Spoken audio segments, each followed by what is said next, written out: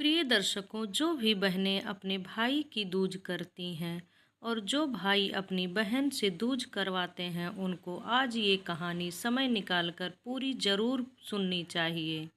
क्योंकि आज की ये सुंदर कहानी में आप जानेंगे कि भाई दूज का ये पावन पर्व क्यों मनाया जाता है।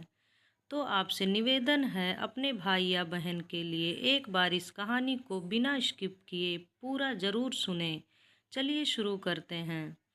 एक समय की बात है, एक गांव में एक बुद्धिमान और धार्मिक महिला रहती थी। उसके एक पुत्र और एक पुत्री थी। पुत्री का विवाह हो चुका था और वह अपने ससुराल में रहती थी। पुत्री से मिलने के लिए उसका भाई समय समय पर उसके घर जाया करता था। एक बार भाई दूज का पवित्र त्योहार आया, जो बहन और भाई के बीच असीम प्रेम का प्रतीक माना जाता है। भाई दूज के दिन पुत्र ने अपनी माँ से बहन के घर जाने की अनुमति मांगी। माँ थोड़ी चिंतित हुई और बोली, बेटा, तेरी बहन बड़ी कलह प्रिय है, हर समय किसी न किसी से उलझती रहती है। तुझे उसके घर जाकर कोई शांति नहीं मिलेगी। क्या तू फिर भी जाना चाहेगा? परंतु बेटे का प्रेम अपनी बहन के प्रति सच्चा और अडिग था। उसने विनम्रता पूर्वक कहा, माँ, त्योहार का अवसर है, मैं उसे आशीर्वाद देने और उसका तिलक करवाने जाऊंगा। बहन चाहे जैसी भी हो, वह मेरे लिए बहुत प्यारी है। बेटे की जिद को देखते हुए माँ ने उसे जाने की अनुमति दे दी। भाई अपनी बहन से मिलने के लिए घर से निकला और खुशी खुशी रास्ता तय करने लगा। कुछ ही दूरी पर उसे एक गहरी और बहाव वाली नदी मिली। जैसे ही वह नदी के पास पहुंचा, नदी की लहरें गरज उठी और एक दिव्य आवाज़ सुनाई दी, मैं तेरा काल हूँ और तुझे इस पानी में डुबा दूंगी। भाई को एक क्षण के लिए डर लगा, परंतु बहन से मिलने की ललक उसके डर पर भारी पड़ी। उसने विनम्रता से कहा, हे नदी माँ, मैं कई सालों बाद अपनी बहन से मिलने जा रहा हूँ। कृपया मुझे अपनी बहन का तिलक लेने दो। लौटते समय चाहे तुम मुझे डुबा लेना। नदी को भाई की सच्चाई भरी भावना भा गई और उसने रास्ता दे दिया। थोड़ा आगे बढ़ते ही भाई को एक विशाल सर्प मिला। सर्प ने फन उठाकर कहा, मैं तुझे डराने आया हूँ। भाई का चेहरा शांत था। उसने सर्प से कहा, मुझे अपनी बहन से मिलकर उसे तिलक करवाने दो, फिर लौटते वक्त मुझे डस लेना। सर्प को भाई के प्रेम का एहसास हुआ और वह भी उसे रास्ता दे देता है। आगे चलने पर भाई को एक शेर मिला जो भूखा और गुस्से में था। शेर ने गरजते हुए कहा, मैं तुझे अपना शिकार बनाऊंगा। भाई बिना घबराए बोला, मुझे अपनी बहन से मिलने दे, फिर लौटते समय तुझे मेरी इच्छा पूरी करने का अवसर मिलेगा। शेर को भाई का साहस और सच्चाई प्रभावित कर गए और उसने भी उसे रास्ता दे दिया। आखिरकार भाई अपनी बहन के घर पहुंचता है। बहन उसे देखकर अत्यंत प्रसन्न होती है और दौड़कर अपने भाई का स्वागत करती है।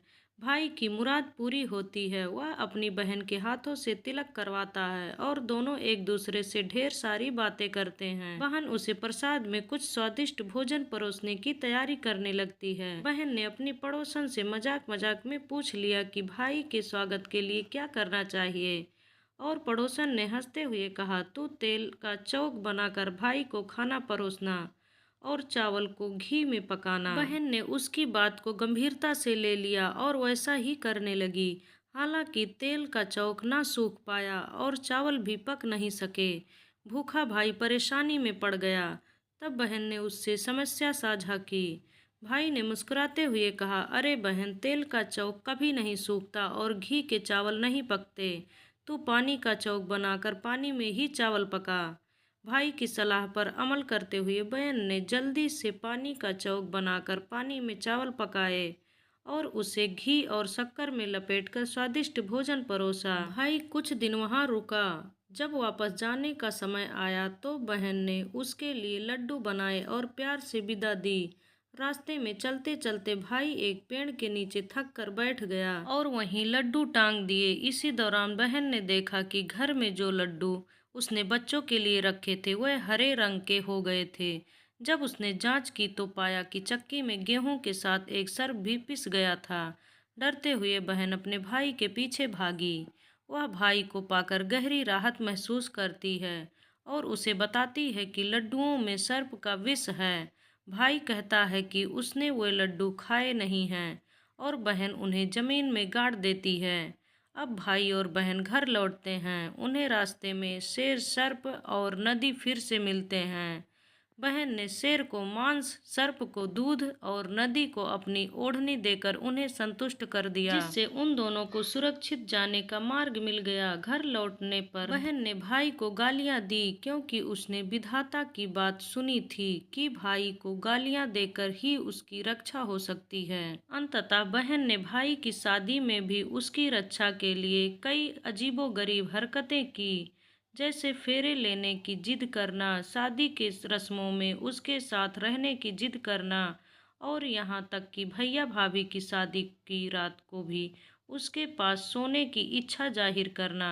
भाई समझ गया था कि बहन उसे किसी अनिष्ट से बचाने के लिए यह सब कर रही है।